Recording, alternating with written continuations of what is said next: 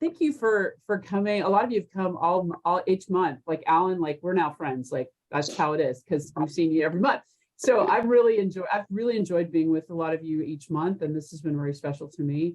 Some of you know that my mom had COVID last time I was projecting to you in March, and she ended up having to go to the hospital that day after that, and she was in the hospital for a week, and then a nursing home, and then she's back in her independent living. It's been quite a journey. Difference a month makes.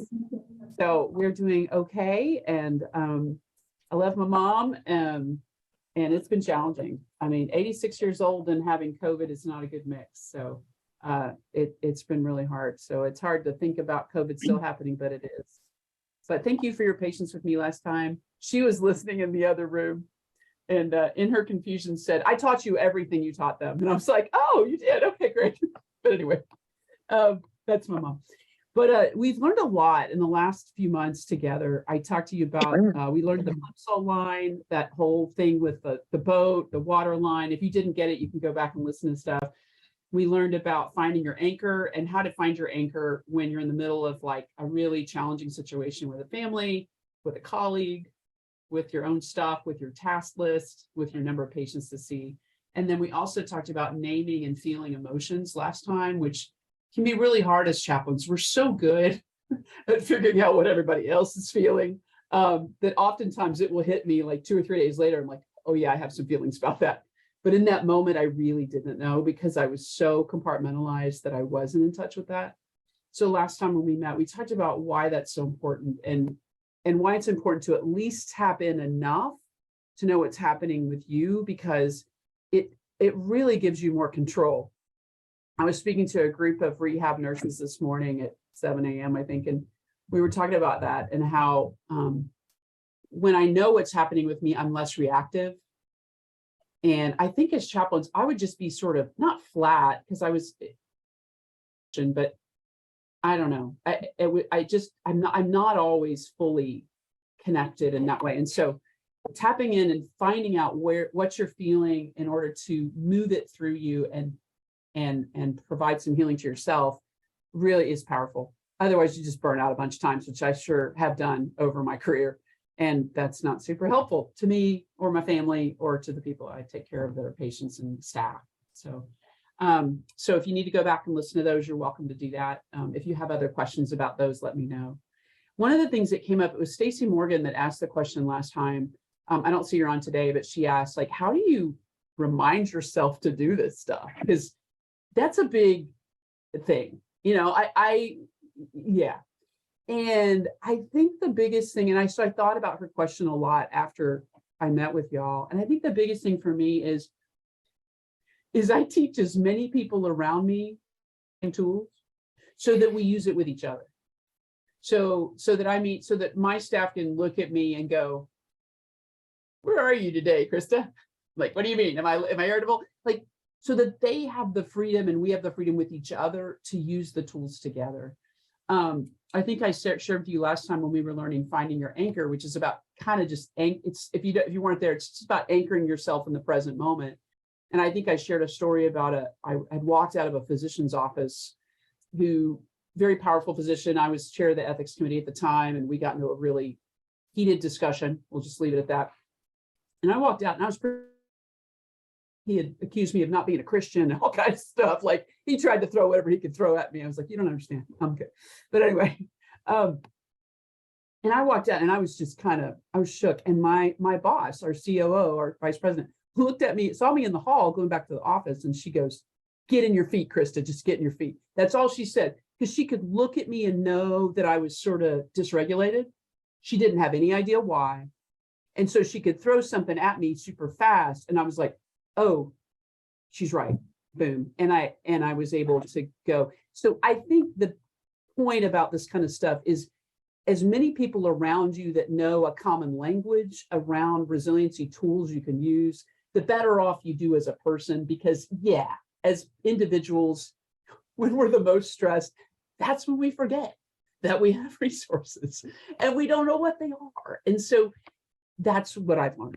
And we're in a culture, our hospital, where it's pretty common. Like, people will, one of the tools I'm going to lead you through today that is one of my very favorites, especially when it comes to burnout, is one that we use pieces of all the time in our building.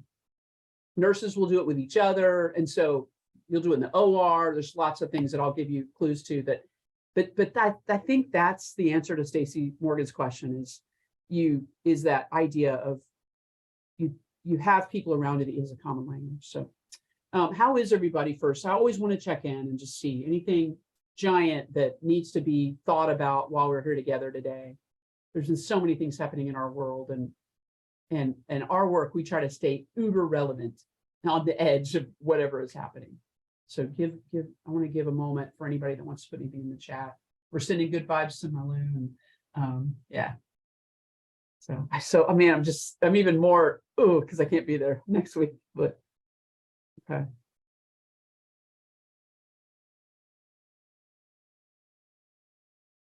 I mean, I just think there's nothing really well, I already said my pressing thing. I'll say the only thing I did is I made the mistake before going into the meeting right before this one. I have meetings back to back to back. Mistake number one, but I try not to do that. But anyway, I made the mistake of hopping on Instagram to just get like a quick, like a news flash, and heard something about what they're trying to do in my particular state and county. And it's just like, so, I was just like, oh God.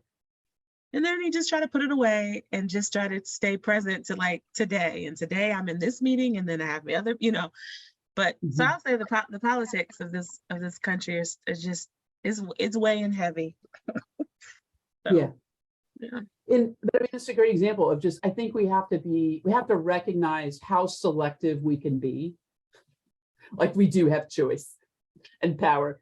And so I was working with a nurse the other day that had been attacked by a patient.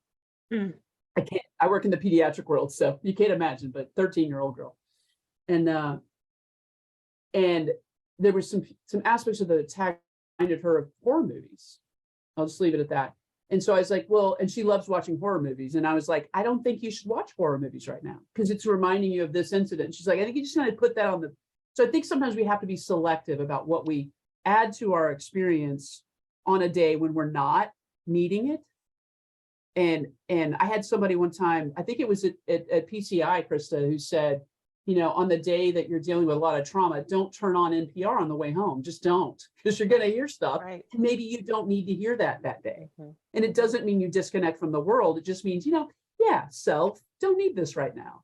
Or when we were going through COVID, I said she would get home at night and her husband, who was not a physician, would start asking a million questions. And she would say, you get 15 minutes. And then we're not talking about COVID again tonight, period.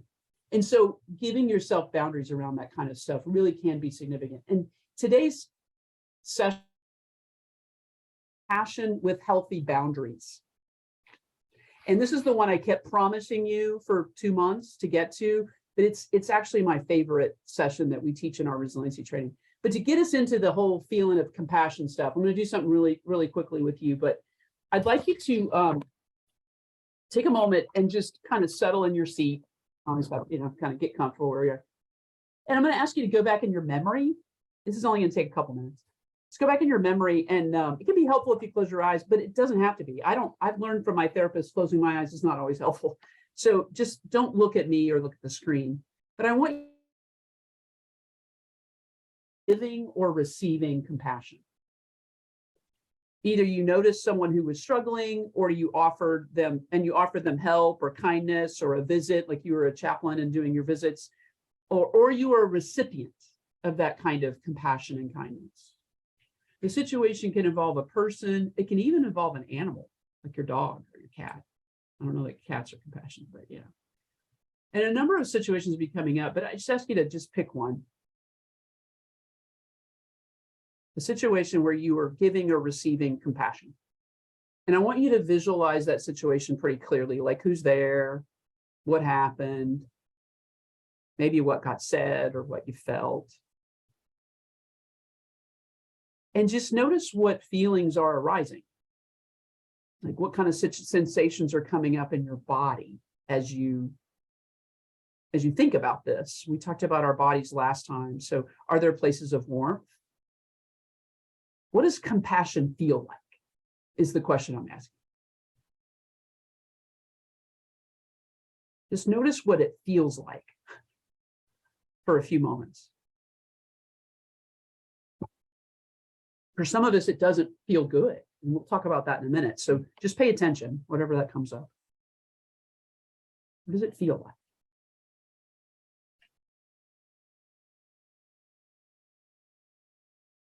All right, when you're ready, you can open your eyes if they were closed, and then you can put some in the chat, or you can talk to me for a minute about what it feels like to think of, to experience compassion as you thought about it, as you experienced it.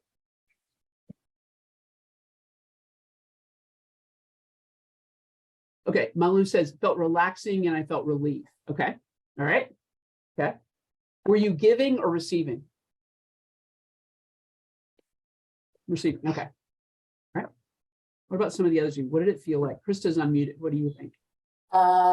It was like centered, like in my body, like was right here. And it had a lot of energy and vulnerability, and I was giving it. It was also kind of like there was some anxiety going on there. It was just like, this is very open and yes, scary in some ways. Yeah, good. That's good awareness. Yeah, very cool. Oh, and my screen just went down. Hold on a second. My desk got bumped. I was thinking about receiving it, and often I feel very awkward. Yes. Yeah, me too. Hold on just a second. Move this one away. Opening you back up again. All right. I relate to that too. I sometimes feel really awkward when I receive it. Yeah. Okay. Anybody else? Oh, there we go. Now you're back on the big screen. There's a button in the chat. Good. Receiving compassion, Oren said, I felt affirmation of my own person and humanity. Oh, that's cool. And care. Jennifer, a release of tension and ease. Trey says, felt warmth and secure, receiving, connecting, and giving. Chris, safe but exposed. Peggy, recent situation felt freeing and you were giving it. Yeah. Yeah. So it's interesting what happens with compassion, honestly, and what it does for us. But that's what we're going to talk about today. And so that's why I wanted to start this way, because I wanted you to kind of get in your brain what it feels like. Because for some people, I'll just notice, and someone said that a second ago, my screen had gone down. So, but sometimes it can feel awkward, or it can feel like, it's like a lot. So it can be all of the above. So we're going to talk today about the difference between empathy and compassion. And this was like I don't know if it was life-changing. I was going to say a life-changing moment when I learned this, but it was a clarifying moment, I will say, when I began to understand the difference between empathy and compassion, and how we can utilize positive feelings of compassion to sustain us when we're really struggling in caregiving situations. And those situations can involve family, like my mom's situation, or colleagues, or patients, or others. So empathy, how would you describe empathy as a chaplain? Because we're going to distinguish the two. And if you don't want to expose yourself, don't worry. But anybody want to take a stab at empathy?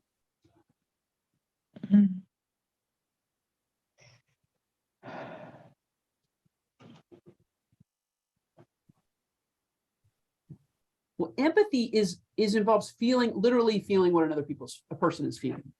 Like that's empathy. So it's I mean, as humans, we survived in social groups because we could read each other's faces.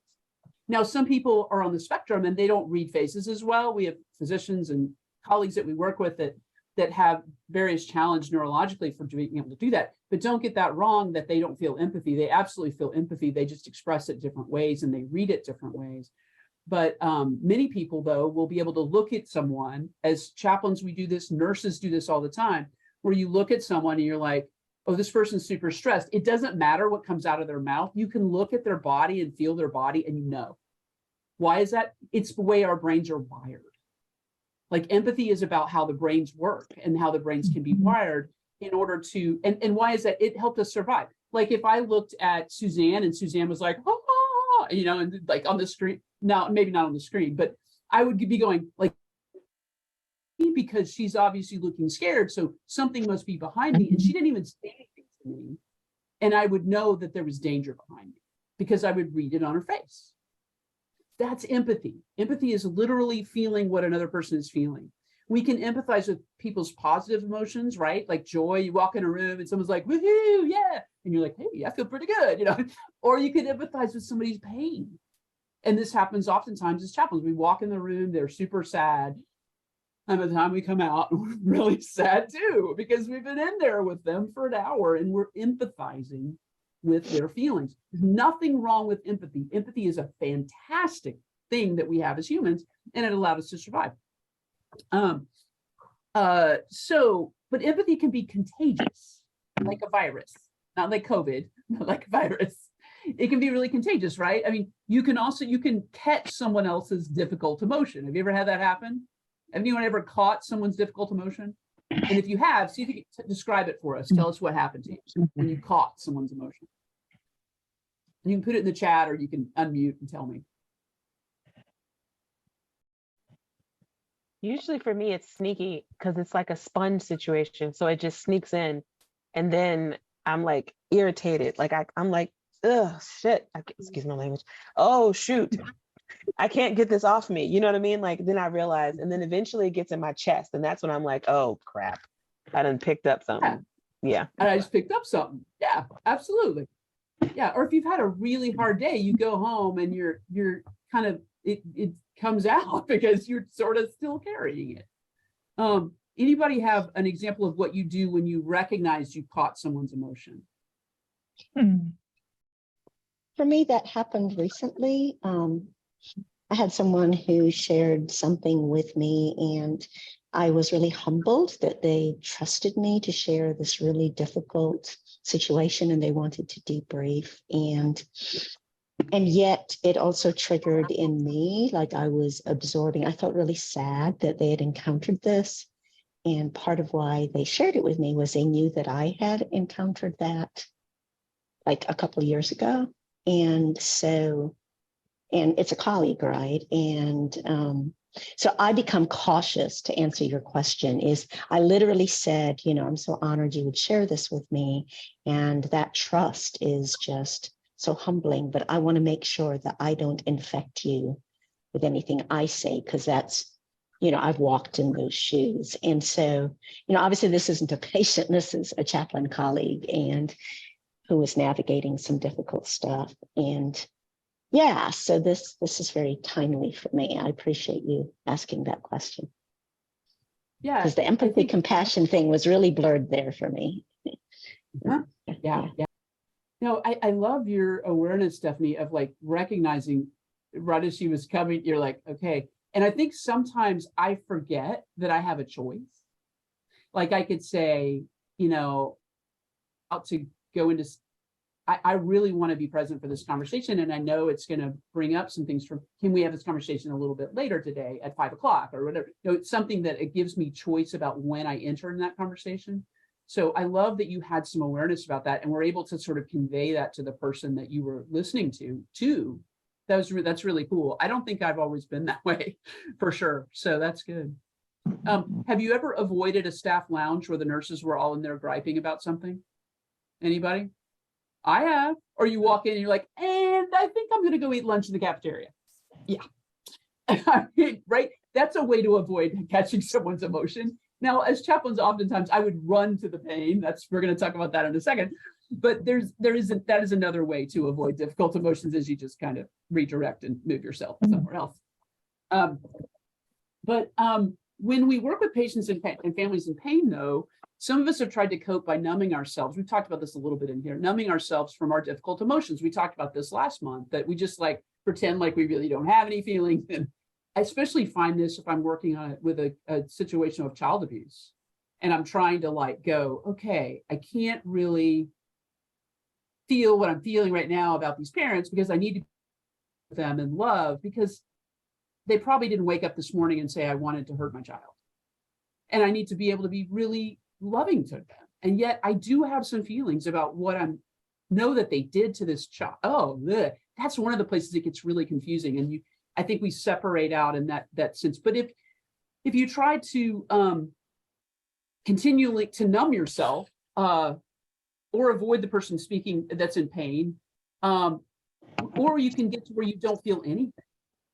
And it might be easier or safer not to feel anything rather than feel overwhelmed on a daily basis. But I'll just tell you, we know this, that's when burnout happens. When you get to where you reach a limit on your ability to emotionally resonate with people. You're like, I cannot empathetically resonate with another human. Now, I don't know about you. I will sometimes get home on Friday night and I look at my husband and I'm like, no people.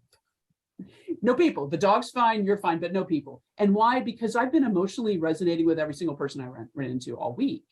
And I've reached my capacity. And does that make me a bad person? No, absolutely not. In the work that I do, this is a part, I don't work at a bank where I'm working with numbers all day. I work with people. So I've reached my emotional capacity. I've reached my empathetic resonance capacity. And sometimes that's a point that I need to know that and go, okay, if I don't recognize that, I can end up where I just completely shut down. And then I've shut down, not, between 7 and 7, but I've shut down for my life.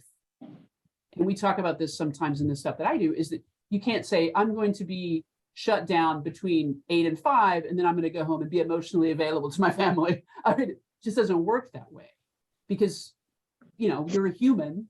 And so last time we worked with that, like, how do you stay emotionally present and still be in the middle of all this stuff? However, empathy can be painful. And it's helpful to have a way not to shut ourselves down. Otherwise, we lose connection with everybody, including ourselves. So this is where compassion comes in, believe it or not. Who's ever heard the phrase compassion fatigue? It's sort of a rhetorical question. I mean, like, yes. People use this phrase often to refer to emotional exhaustion and that occurs from caring for other people in pain. But how many of you have ever said, well, I'm so exhausted by being compassionate, I just need to not be compassionate anymore? Like, that would be what compassion fatigue is, right? No. So I'm going to tell you, I don't believe in compassion fatigue. I think it's empathy fatigue. I'm tired of empathetically resonating. I'm not tired of being compassionate. I'm tired of feeling the feelings of other people. That's what I'm tired of. That's what I'm struggling with. So I really think the more accurate term is empathy fatigue. I'm empathetically resonating so much, and that's making me tired. Otherwise, I have to give up compassion because I'm tired of it, and then that's not it. So neuroscience has a ton of research on this. I presented at a neuroscience conference a couple of weeks ago or several weeks ago, and it was super cool. I didn't understand about 80% of what they said at the conference. Maybe not. I shouldn't diss myself that much, but it was super complicated. But we got to present there, and we were talking about this work because neuroscience talks about this deal, but the difference between empathy and compassion a lot. And it suggests the same thing, that positive emotions and feelings can sustain us, and that empathy fatigue is the more accurate description. There is a study done by Klimicki. If you ever want to look it up, I'm going to show it on a slide in a minute, and you can see the reference and take it down or take a picture of it. It was done in 2013, and it's been repeated a bunch of times. But there are several versions of it. One of the versions, they took a bunch of monks, but who knows? But there's several versions. But they took these folks and they showed them a really disturbing video. And they didn't have any compassion techniques. They were just supposed to watch it. And they had their brain hooked up to an fMRI, a functional MRI. And as they watched the video, the part of the brain associated with negative emotions lit up because they were feeling the feelings of what it was actually a video of children suffering. And it was in like the brain just like, I don't know if it was the right side, this side, but I mean, it just lit up. And then they took them out and they taught them a compassion technique. And the next day they brought them back in and showed them the same video, and the opposite side of the brain lit up, or the different part of the brain associated with positive emotions. So neuroscientists believe that empathy is in one part of the brain and compassion is in another part of the brain. And they're associated with various parts of our emotional responses, which I think is so fascinating. So if you want to read that study, like I said, I'll show the slide in just a second. So if you experience warmth and kind of like that good feeling when we did the compassion thing at the beginning of today, your brain was probably lighting up in a similar way. It was lighting up with the positive emotions. And if you were feeling some of the other stuff, it might have been lighting up with the empathy side. And again, empathy isn't bad. It just can be associated with negative emotions. And so the study demonstrated the key difference between empathy and compassion feeling the feelings of other people as though they are our own, and compassion, which is different. Compassion helps us maintain a distinction between the other people and their suffering and ourselves. And it includes warmth and care that makes us feel good. So I'm going to show my screen right now. I think I can do that. Let me make sure everything's hooked up here. Yes. Here's what I want to show you. This is actually the study. Let me do the slideshow. This is actually the study if you want to take down, that's the Klimicki study if you're interested in that. But the Klimicki talks about, Olga Klimicki talks about the same thing. But I'm going to go actually to the next slide. But I know that I can send this link to you as well. But if you want to grab it and stick it in the chat or something like that. But it says functional neuroplasticity associated changes with compassion training. So compassion's a big deal. Here's the other one. And some people teach this with Stephen's ministry. Some of you have been exposed to that in other church settings, but we've sort of redrawn this image, and we're actually working on a complete revision of this image.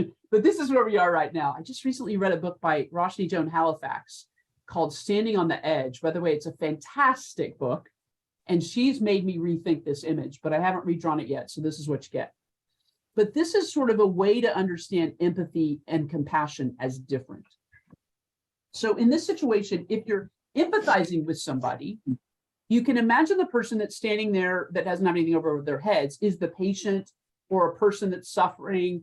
And empathy is like, I see you, I'm coming. And they just jump right in the pit with them. And I did chaplaincy that way most of my career. And because I just felt like I was taught that, like that's how to do it. So I would jump in the pit. What's for empathy in this scenario, the way it's drawn? What's the struggle for empathy at this point? Oh, what's the struggle? Thank you. I didn't hear the question. They both down What's there. the struggle? Pardon? They're both in that pit. Yeah, the empathy doesn't have a way to get out. Mm-hmm. Like Unless you have a empathy jumps jetpack on in. your step. Yeah, jetpack would be great. But like you jump in and you're there and like you're there and you're totally with them and we're seeing them and they're empathetically resonating with them. And there is nothing wrong with that. However, in the scenario that we're looking at here, I don't have any way to get out. So where does compassion fit in? So I've done a lot with this particular illustration, which we could get into in another day if you want to talk about how people, they want to build a bridge across. And anyway, we won't go into that. But compassion's on the other cliff looking down. And I don't like the hierarchical aspect of this, and that's why we're redrawing it. But compassion's looking down and sees this person and says, oh my goodness, you're in the empathetic distress swamp. I'm throwing you a rope, dude. I got you. And they throw a rope down. And then that person in the pit can take the rope or not. Now, me as a chaplain wanted to jump in the pit, tie the rope around their waist, and then pull them out, right? I mean, because I was like, you need the rope, I'm going to tie it around. No. They get a choice. And as we know, sometimes the people we're with want to get out of the pit, and sometimes they don't. And that's hard. Who do you think is behind compassion? Who are those people? It may seem obvious, and some people it's not obvious. So I always ask. They're also holding a rope. Who are those people?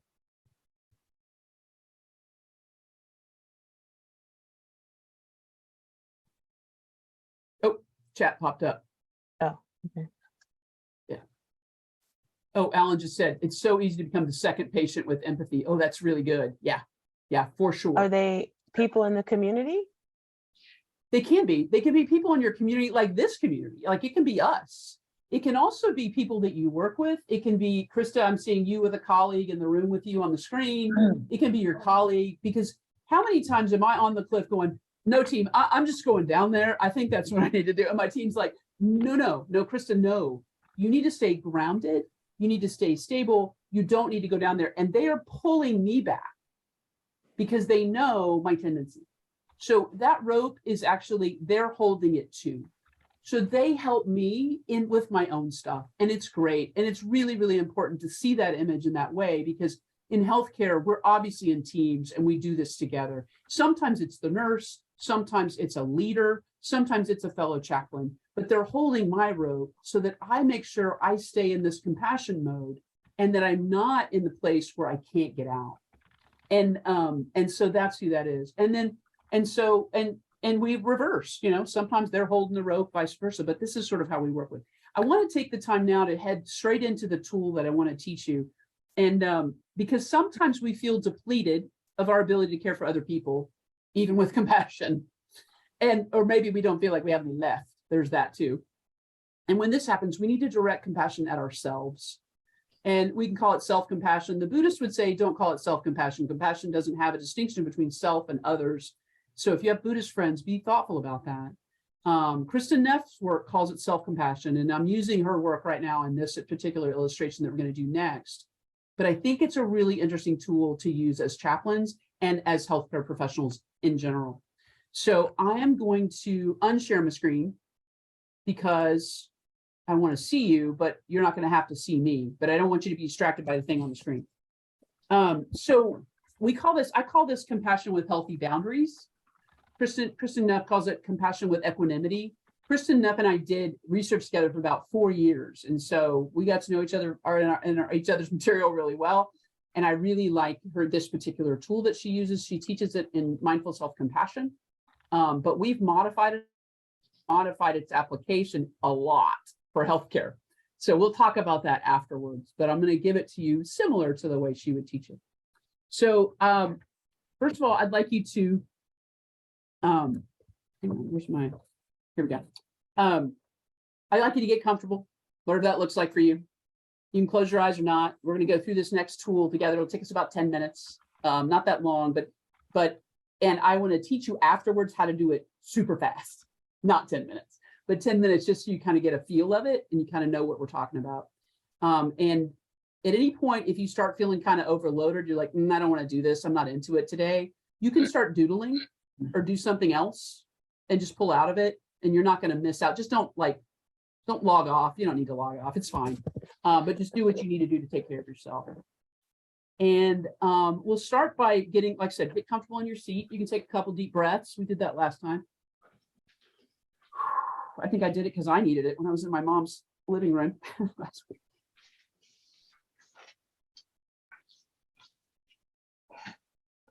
I want you to begin. I'm going to ask you to think about a situation kind of like we did earlier. And you can close your eyes or not, whatever you need. But I'm going to ask you to go in your memory again. So think about a situation, someone in your professional or your personal life who has a lot of needs. Perhaps they're really suffering, struggling a lot. Maybe they're exhausting you or frustrating you. I'm going to give you a lot of options here in a way. So I just want you to think about somebody in your professional or your personal life who's exhausting you, frustrating you, someone who has a lot of needs, someone who's suffering. You can pick a patient. You can pick a colleague. You could pick a family member. Don't pick your own child. It gets a little weird, and I'll talk about that later if it's your own child, but you can pick a family member. Now, this person's in a lot of pain, we can imagine. And I want you to clearly imagine them and the situation that they're in. This is the hard part of this practice. So imagine them, this person in the situation they're in. And maybe as you start thinking about them, you start to feel a response in your body. We worked with that last month, but so just notice, like, are you starting to feel some tension in your body, your jaw, your shoulders, your neck? Maybe some aversion, like, I don't want to do this. Maybe some anxiety as you think about them. Just notice it. That's all. What's your body telling you? Now listen to the following words, and don't worry about writing them down. I'll put them on the screen and I'll put them in the chat and all that later. So just be present in this experience. Listen to the following words. Everyone is on their own life journey. I'm not the cause of this person's suffering, nor is it entirely within my power to make it go away, even if I wish I could. Moments like this are difficult to bear, yet I may still try to help if I can.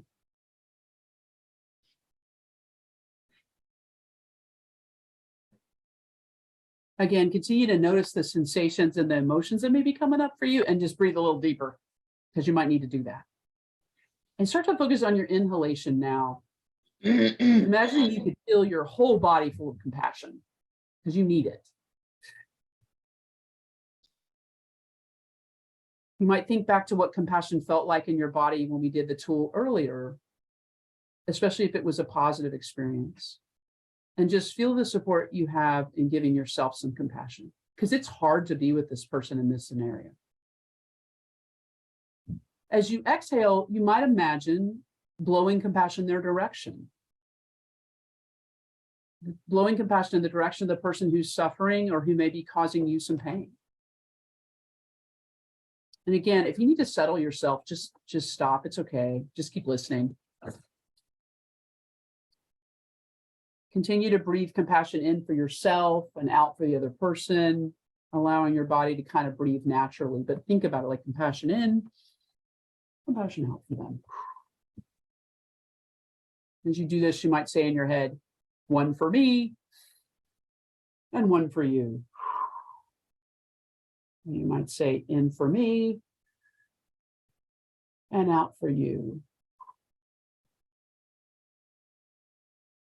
And if you find you need some extra compassion, sometimes that's it. Sometimes it's 10 for me and one tiny one for you. Just do what you feel like you need. And if the person you picked, for whatever reason, it's hard to find compassion to send to them, just take a moment to focus on yourself. Really, we say this as chaplains, but it's true. Filling your own cup up with compassion first before you offer it to another person is really what it's about. You won't mess this practice up or this tool up if you're just breathing in for yourself. Keep breathing. Imagine being gently rocked by the movement of waves in an ocean. Because the ocean of compassion is limitless, and it can hold all suffering, including your own.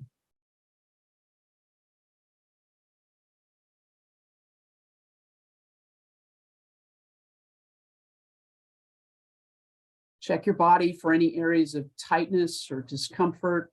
And imagine sending compassion towards your shoulders or your neck or those places that are a little bit uncomfortable as you inhale.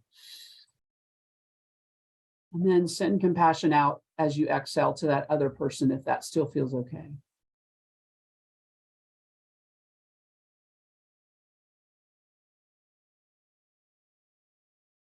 Now listen to the words again.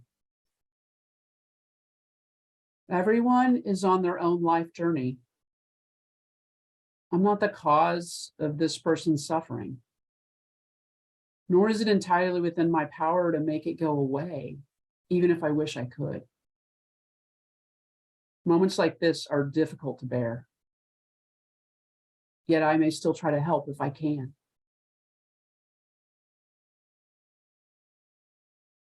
All right, notice the effects of this tool, this practice on your body and your mind, and you can kind of let go of it.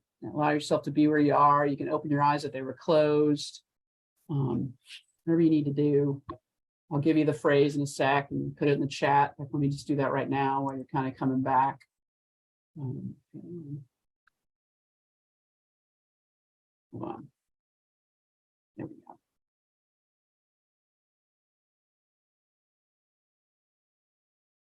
So let me just share. I'll share the slide, and then we'll talk for a minute.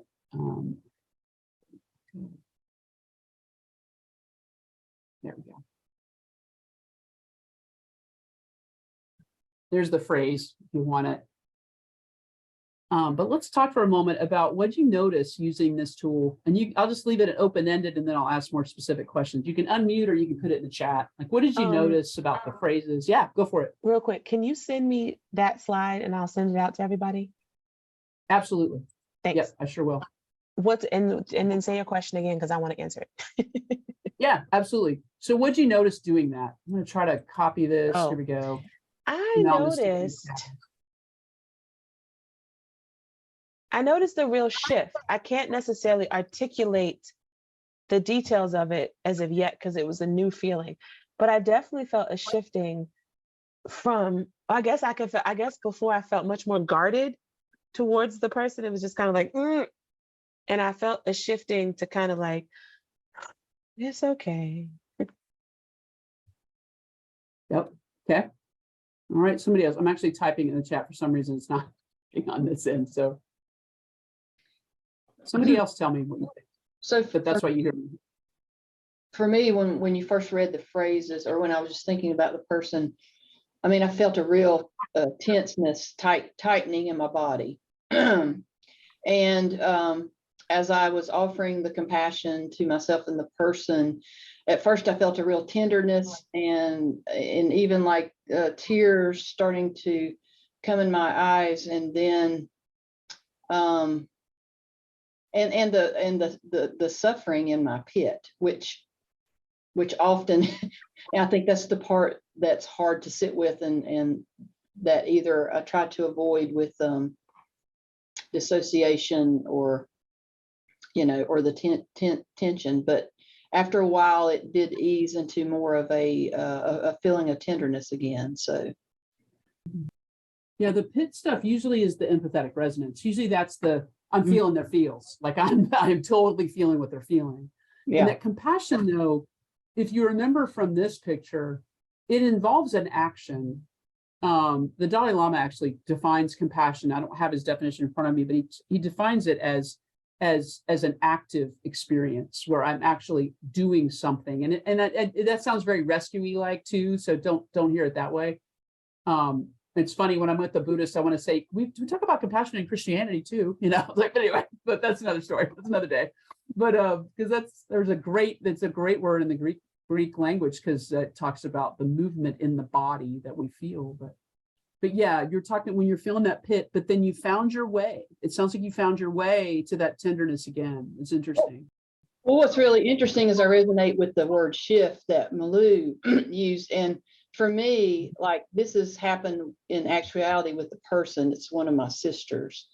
And I felt myself being really, I had to cut her off for a while just because it was a very transactional relationship. But I was able to find that compassion that led to more of a tenderness, and figuring out ways that I could still remain connected, but still keep the boundaries. So there's been a shift,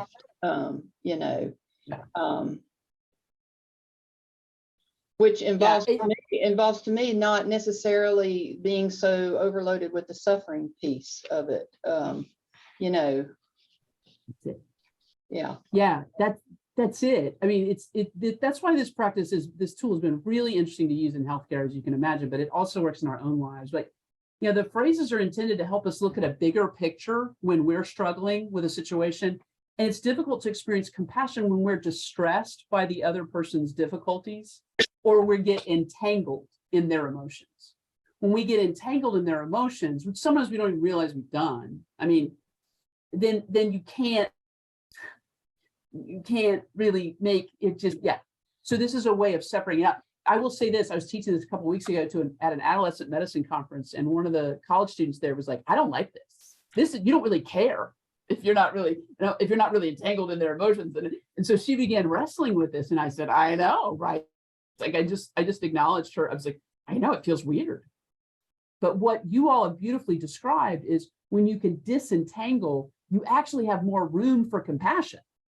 Because when you're entangled, that's when you're so distressed that it gets weird. And if you can pull out a little bit, that's when you actually have resources that are helpful to you and them, which is fascinating to me. Because I don't think that's what I was taught. I don't know if it's Krista Neff or Chris Germer who he's got a thing called the Far and Near Enemies of Compassion, but his definition is when love meets suffering and remains loving. And I think for me, like my relationship with my sister, I think kind of describes like how that loving moves to an action that moves away from dissociation, the fight or flight, but can find ways to engage, but not get so caught up, I think paralyzed by the suffering, I guess. Yeah. Chris Germer and Krista Neff write together all the time. So, and this is their work communally. So you bringing him up. He's a great guy. He's at Harvard. Same idea. So something else that came for me, I'm watching the time too. I was teaching at a conference on, it sounds like I teach at conferences all the time. I do not. I don't know why that's You're coming out of my fancy. mouth It's today all of a okay. sudden. Just be But fancy. anyway, It's okay. I was doing, I've been a chaplain for a long time. Let's just say that. I was at a grief conference and this grief therapist said, she said this, she said, it's disrespectful to take on another person's grief or pain because it belongs to them. We are here to be with them and then I say, we're here to be with them and show them the rope, but not rob them of the experience to use the rope to heal. It was her that said it was disrespect. And it took me a minute. I was like, what do you mean it's disrespectful to take on their pain? I'm helping them carry their pain. And it took me a minute. I had to really sit with that. But it helped me a lot because it reminded me, this is their story. This is their stuff. They're on their own journey. I get to be a part of their journey for a little bit. And if they're my sister, maybe a lot longer, but this is their stuff. And I have to let them have that stuff. And if I take it and like carry it too much, then I have completely not trusted that they can handle anything. And that's disrespectful. And it's kind of a complex a little bit, you know? It took me a minute. And as a chaplain, I don't think we talk about that language a lot. And I think we should. It's not Krista, your pain, Alan said. Best lesson I ever learned in CPE. Yeah, very cool. Krista, I'm intrigued with that statement. Would you mind saying that again? Yeah, she said, it's disrespectful to take on other people's grief or pain because it belongs to them. And what she meant by that is it's their journey. It's their story. And sometimes we entangle ourselves so much in their story that it takes away some agency of them to live it how they need to. And I didn't understand that for a long time. I also wonder if it takes away. I believe that fully, though. I also Go wonder, ahead, Sue. I also wonder if it takes away from them some connection that they might have between their grief and maybe the person they lost. If we try to take something like that from them, Mm-hmm. we don't know what else we might be taking from them. That, you know, of course, it's all theirs, but that they need to continue to work through. That's a game in some way, or it's just is their own story, like you said, their own process. You're taking something from them that might later cause healing. That's what we hope, right? Mm-hmm. So, Right. It's kind of like the story. Go for it, Chris. Mm-hmm. I was saying it's just kind of like the story about the guy who helped the butterfly come out of the cocoon, and it deformed it because I'm sorry, I have COVID. So it was deformed and it died because they have to go through the struggle to be able to get the fluid from their bodies to go to their wings. Mm-hmm. Yeah. Mm-hmm. Yeah, I probably botched it. No, you hit that on. That was perfect. Because, but I think I just want to be helpful sometimes. That I just go overboard a little bit. And, you know, whether it's staying with a family for 6 hours straight, who's going through a death situation, I could leave and go get some lunch. You know, I mean, because I would probably be clearer in my prefrontal cortex if I ate something. I could leave and go to the bathroom. I could leave and say, you know, there's another chaplain coming on tonight that's going to take this case. You know, I could do that because I'm going to have to come back the next day to be there for somebody else. But anyway, phrases you want to highlight for yourself or highlight for the group. Everyone's on their own life journey. I'm not the cause of this person's suffering. I'll try to help if I can. Anything that struck you in the phrases.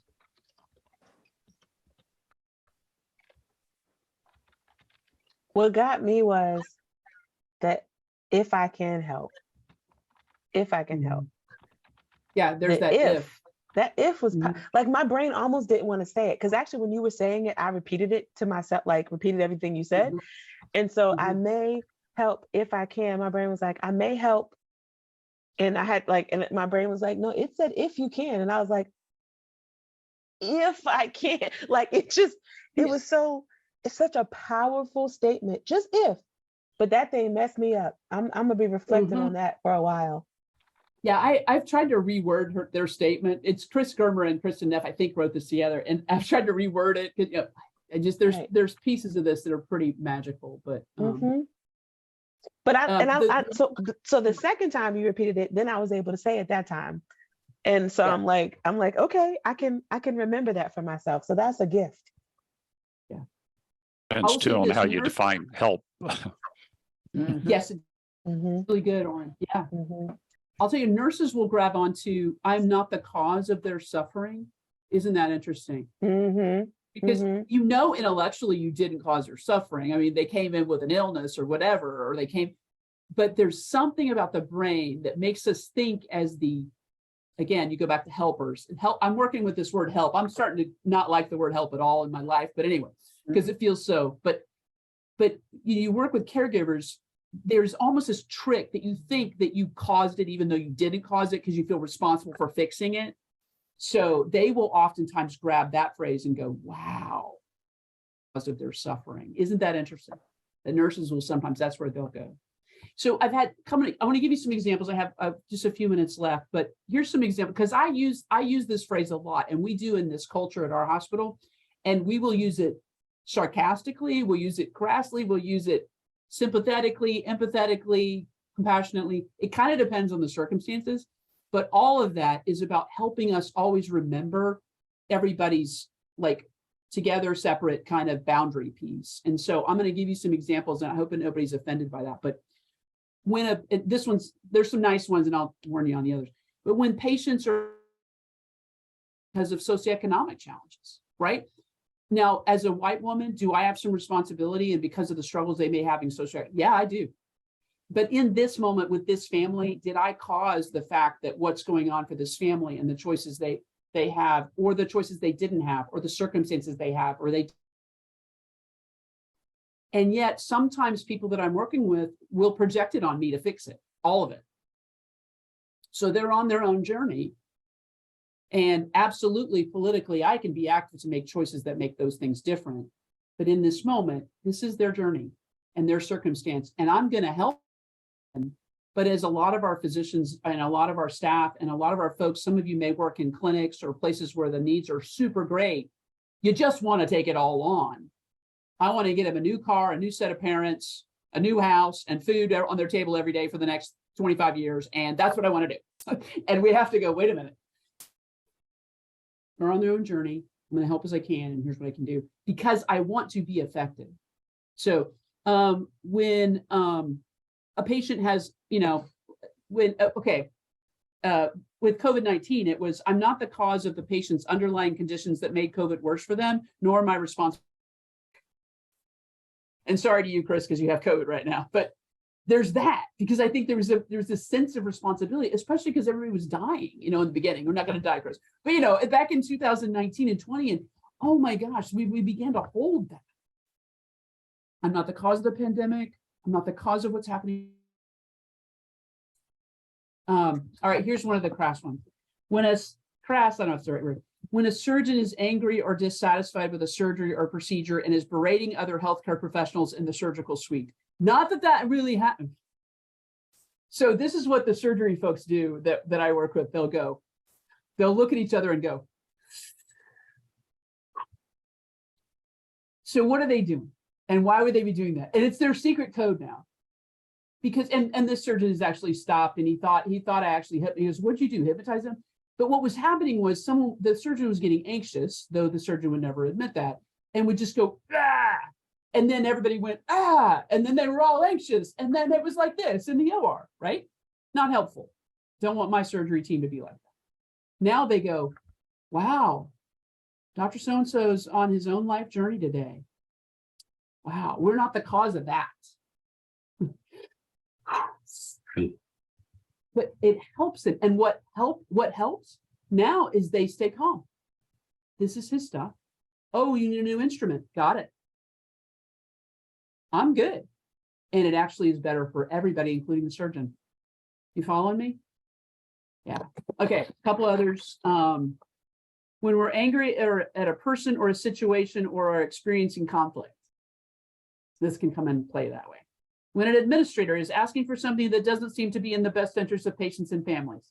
wow, that administrator's on their own life journey. We are not the cause of why they're having to ask for this or what's going on with that. In fact, I don't even really understand. Wow. Okay. This moments like this are difficult to bear, and I'm going to still try to help as I can. You see, it allows me to maintain some compassion for that administrator, even if I disagree with them, because I know that there's some other pressure that I'm not seeing that's a part of this discussion that they're bringing to me that's really hard. And wow, I can still help as I can. Let's see. The metrics are on their own life journey. The patient satisfaction scores are on their own life journey. Yeah, obviously I've played around with this a lot. An organization that lacks resources. This has been a lot of our situations. We talked about this in the very first session, being short-staffed, not having enough chaplains, our nurses not having enough nurses. So we will do this sometimes as the organization is on its own life journey. I'm not the cause of this scarcity or this short staffing or the fact that I can't stay for the next 25 hours because I need to go take care of my kid or whatever, nor is it in my power to make it go away, even if I wish I could. Moments like this are difficult to bear, yet I will still try to help if I can. You see what I'm doing with this phrase? You can play with it a lot, and it really helps kind of pull you out of that entanglement, because we deal, and I'll end with this, it's 1 o'clock. We deal with a lot of people in pain. We ourselves are in pain. We got to have tools to use. So use that phrase, play around with it, teach other people, do whatever you need to do. I teach this stuff regularly online. So come on down, come back and see me another time. But thank you. I love my Alliance people. I love my friends. Thank you, thank you, thank you, thank you, thank you, Krista. This is amazing.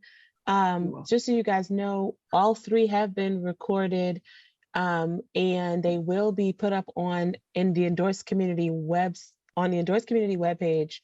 There'll be links to all of these there. In the meantime, if you need them before that, just give me a holler. Krista, thank you, thank you, thank you. You have changed my life with these. The Get in Your Feet has been life-changing, and I already know that this last one, this Everyone's Path, oh yeah, this is good stuff. So thank you again. Guys, be on the lookout for those of you who I'll be seeing next week. I'm so excited to see you next week. And then just be on the lookout for more information. There'll be more stuff coming up a little bit later. Probably at least one thing over the summer, but then in the fall, there'll be something else coming up. So be on the lookout. Peace and blessings.